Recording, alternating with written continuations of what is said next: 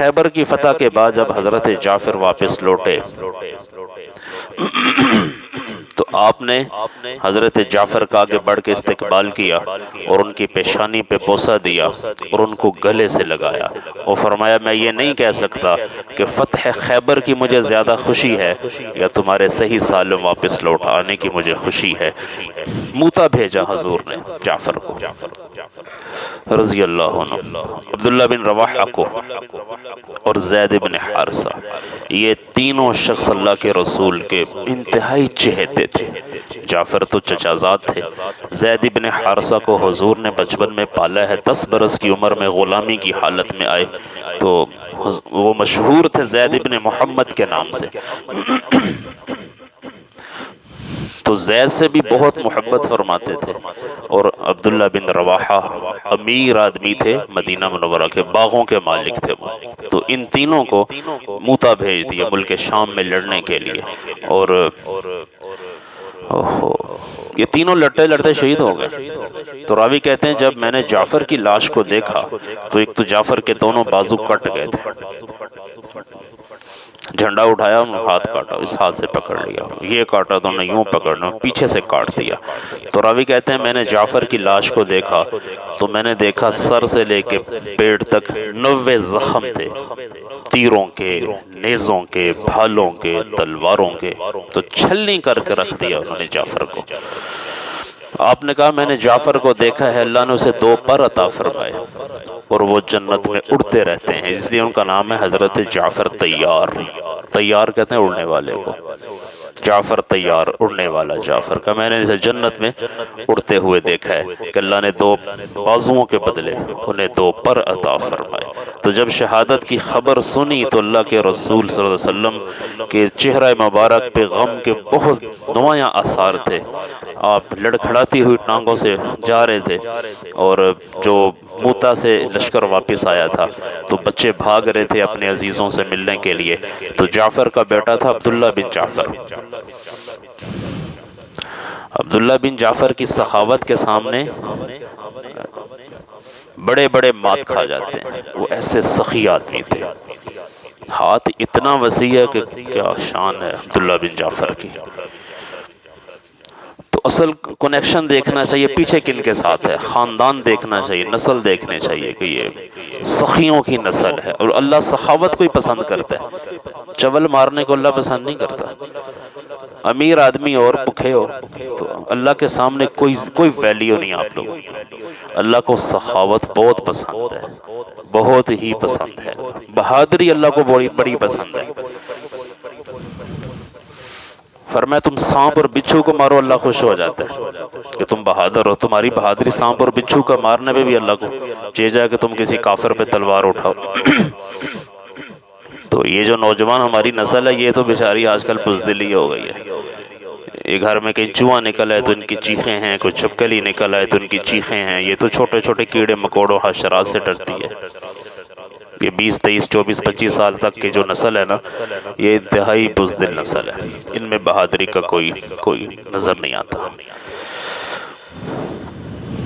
تو حضور نے فرمایا عبداللہ مجھے پکڑا دو، تو عبداللہ کو خود گود میں لیا اور لشکر کا استقبال کیا۔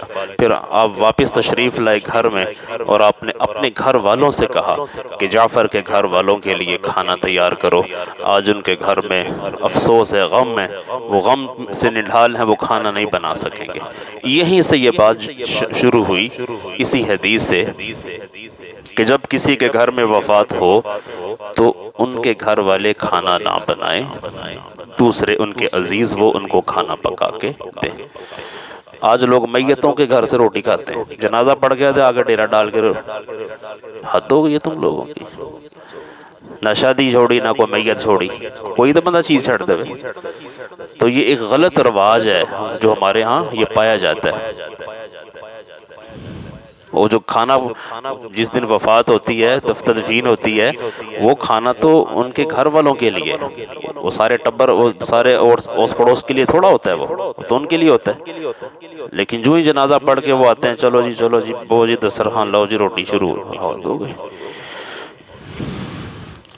تو حضور نے فرمایا تھا اپنے گھر سے کھانا پکوا کے جعفر کے گھر میں بھیجا، اور آپ نے فرمایا مجھے جعفر کے بیٹے پکڑائے ان کے بال ترواشے، پھر آپ نے ان کے ٹھنڈے کروائیں، اور فرمایا تم سمجھتی ہو کہ ان کی کفالت کون کرے گا؟ میں کفیل ہوں ان بچوں کا اس دنیا میں اور آخرت میں۔ تو آپ نے کفالت اپنے ذمہ لی۔ یہ مزے کی باتیں ہیں، یہ چیزیں اپنانے کی ہیں۔ غریبوں کے بچوں کی کفالتیں آپ کو اٹھانی چاہیے، پوس پڑوس کا نہیں، اپنے عزیز خاندانوں میں دیکھو کس کے ہاں مرتیہ ہو گئی، کون فوت ہو گیا، اس کے بچوں کی ذمہ داری لو، خود اٹھاؤ، ایک بچہ لو، دو بچے لو، کسی کی بیٹی کی ذمہ داری لو کہ اس کو میں پڑھاؤں گا۔ پھر تو مزہ ہے نا تم لوگوں کے امیر ہونے کا، تم لوگوں کے کاروباری ہونے کا، بزنس مین ہونے کا، ورنہ سکی پھونکے مارتے ہو تم لوگ، بڑی بڑی گاڑیوں پہ بیٹھ کے شوئیں مارتے ہو تم لوگ۔ تو اللہ کے ہاں تو مقام بنے گا جب نیچے ہاتھ ڈالو، جب کسی غریب کا بھی ہاتھ پکڑو۔ اپنے عزیز خاندانوں میں ضرور آپ لوگ دیکھا کریں، سنت رسول سمجھ کے کفالت لیا کریں آپ لوگ۔ پتہ بھی ہے جس طرح کی مہنگائی کے حالات چل رہے ہیں، تو آپ لوگوں کو آگے بڑھنا چاہیے۔ اور اس پہ تو یہ منبر رسول ہے، اس پہ تو قسم تو ہم کھاتے ہی نہیں، نہ میری عادت ہے، لیکن قسم کھائی جا سکتی ہے کہ جو کسی کی کفالت اٹھا لے گا، حضور فرماتے تھے انا وکافل الیتیم فی الجنت ھاکذا، حضور فرماتے تھے میں اور وہ شخص جنت میں ایسے ہوں گے جو کسی کی کفالت اٹھائے گا۔ تو آپ لوگ ذمہ داری لیں اس چیز کی، کوئی ایک بچہ کو، دو بچہ کو، کثیر العیال۔ اور پھر آگے سے یہ بعض اوقات یہ تانے سننے کو ملتے ہیں، یار غریب ہے، بچہ ہی جمی جاندہ ہے، بچہ ہی جمی جاندہ ہے، بچہ ہی پیدا کری جاندہ ہے، ہاتھ کھولا رکھے۔ تو بچہ پیدا کرنا تو انسان کے بس میں ہے کہ نہیں ہے بھئی؟ انسان کے بس میں نہیں ہے، مرد عورت کے ملاپ سے بچہ پیدا نہیں ہوتا، اللہ کے حکم سے ہوتا ہے، اللہ کے امر سے ہوتا ہے۔ یہ جو بے اولاد حضرات، اللہ ان کو صاحب اولاد فرمائے جو بھی ہیں، تو یہ نہیں چاہتے ہمارے ہاں اولاد ہو، کیوں نہیں ہوتی؟ امر ربی کوئی نہیں، جس وقت امر ہوگا ہو جائے گی۔ زکریا بوڑھے ہو گئے، بڑھاپے میں خدا نے اولاد عطا فرمائی۔ ابراہیم علیہ السلام بوڑھے ہو گئے، بڑھاپے میں اسماعیل علیہ السلام عطا فرما دیے۔ یہ تو اللہ کی دین ہے، لیکن بارکیف آپ لوگوں کو اس سنت پہ عمل کرتے ہوئے کفالت لینی چاہیے، صرف اللہ کی رضا کے لیے۔ اور یہ کام چپ کے کرنا چاہیے۔ کچھ مخفی نیکیاں اپنے پاس ضرور رکھیں۔ انسان خطا کا پتلا ہے، بے شمار گناہ ہم سے ہوتے ہیں، لیکن بھائیو کچھ مخفی نیکیاں اپنی سیڈ پہ رکھنی چاہیے، جس کا اللہ کے سوا کسی دوسرے کو بھی علم نہ ہو، اپنی بیوی کو اور بچوں کو بھی اس کا علم نہ ہو، مخفی نیکیاں ہونی چاہیے۔ یہ مخفی نیکیاں کام دکھا جائیں گی اپنا۔ باقی شوشہ والی نیکیاں وہ ہم کچھ نہیں کہہ سکتے کہ وہ کیا ہوگا ان کا، شوشہ والی نیکیاں وہ کچھ نہیں ہوگا۔ ایک آدمی احد پہاڑ کے برابر سونا صدقہ کرے، سونا، لیکن دکھاوے کے لیے کرے، اپنے کسی ذاتی دنیاوی مطلب کے لیے کرے، کسی غرض کے لیے کرے، وہ گلے پڑنے والا ہے۔ آج کل الیکشنوں کا وہ ہے نا، وہ کمپینیں چل رہی ہیں، تو کل ایک شخص مجھے کہتا ہے روٹی کھوان لگے ہوں ایسے، بڑے بندے آدھی روٹی کیتی ہے، جلسہ کران لگا۔ کیوں بھئی؟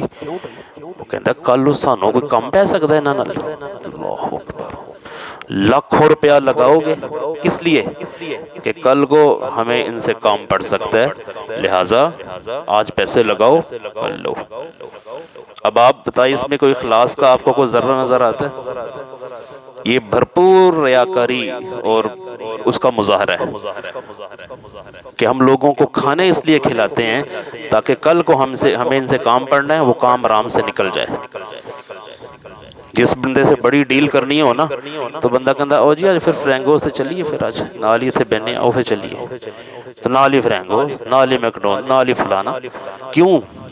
مجھے کل کو اس سے کام پڑنے والا ہے، میں نے کل اس سے کوئی کام نکلوانا ہے، آج اسے روٹی کھلاؤ تو کل کسی کو پیمنٹ دینی ہو اور پیسے چھڑوانے ہوں کہ یار کو 50,000 کو لاکھ 2 لاکھ چھوڑ دے، تو کہتا ہے او یار انہیں روٹی کھوائیے جی، تو کھانا کھلایا، اس کے بعد ٹیبل پہ ہی بات کی۔ اب وہ کچھ بول سکے گا جس نے آپ کا کھانا کھایا؟ وہ نہیں بول سکے گا، چھڑو یار انہیں چھڑ دے یار، وہ کہتا ہے چل یار چھڑ دیتے۔ تو یہ چھڑوانا حرام ہے۔ چھڑوانا حرام کیوں ہے؟ کہ اللہ کے حبیب صلی اللہ علیہ وسلم کا فرمان ہے کسی مسلمان کا مال اس کی دلی رضامندی کے بغیر لینا جائز نہیں ہے۔ یہ دل سے نہیں چھوڑ رہا، یہ شرم میں آ کے چھوڑ رہا ہے کہ تمہاری روٹی کھائی، میں کیا جواب دوں تمہیں یار۔ تو اس طرح کے کھانے آپ لوگ اللہ کے واسطے نہ کھلائیں، یہ دعوتیں گلے پڑ جائیں گی آپ لوگوں کے۔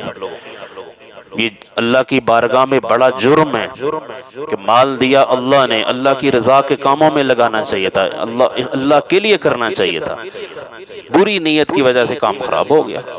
3 لوگ ہیں جن سے جہنم کو بھڑکایا جائے گا، یہ نہیں کہ انہیں جہنم میں پھینکا جائے گا، پھینکنے کا نہیں کہا، بھڑکانے کا کہا ہے۔ 3 لوگوں سے جہنم کی ابتدا ہوگی، بسم اللہ کی جائے گی جہنم کی، اعوذ باللہ من الشیطان، اللہ ہماری حفاظت فرمائے اس سے، اللہم اجرنا من النار۔ سب سے پہلے عالم دین ہوگا جس کو جہنم میں رکھا جائے گا، لو جی تھرڈ تو ابتدا کرنے، جو ساری زندگی پڑھایا کیا کرایا، لیکن نیت بد کی وجہ سے کام خراب ہو گیا، اور سارا تھا اس لیے کہ لوگ بڑا علامہ کہیں، فہامہ کہیں، جگہ جگہ میری ہلا ہلا ہو، وہ تو گلے پڑ گئی۔ تو آپ یہ سمجھتے ہیں کہ میں اس ریاکاری سے کوئی کام کروں گا تو میں اللہ کی بارگاہ سے بچ جاؤں گا، بچنے والا کام نہیں ہے۔ دوسرے نمبر پہ شہید ہوگا جس نے اپنی جان کا نذرانہ پیش کر دیا، لیکن نیت بد تھی کہ لوگ مجھے بہادر کہیں، بڑا بہادر ہے، بڑا سورما ہے، گلے پڑ گئی۔ تیسرے نمبر پہ مالدار ہے جس نے مال لوگوں میں تقسیم کیا، کھانے کھلائے، خیراتیں کی، صدقے کیے، یہ کیا وہ کیا، نیت بد، نیت بد۔ ایک آدمی نے بڑی گاڑی لی، کہتا ہے مولانا صاحب بڑی گڈی لئی ہے، 8 کروڑ دی لئی ہے۔ اچھا جی 8 کروڑ دی گڈی کیوں لئی بھائی، کی گل پہلے بھی تو اتنی ہے تمہارے پاس؟ کہنا ساڈا بھی تے پتا چلے نا شہر نو، سیالکوٹ والوں کو، میرا بھی تو پتا چلے نا کہ ہن اسی بھی امیر ہو گئے ہیں جی۔ تو اس نیت سے گاڑی لینا تو جائز ہی نہیں ہے۔ بڑی گاڑی میں بیٹھنا منع نہیں ہے، حضور اقدس صلی اللہ علیہ وسلم کی حدیث ہے 3-4 چیزیں ایسی ہیں جو انسان کی خوش بختی کی علامت ہیں، اور ان میں آپ نے ارشاد فرمایا کھلا گھر ہو، بڑا گھر، من سعادت المرء ثلاثہ، 3 چیزیں خوش بختی کی علامت ہیں۔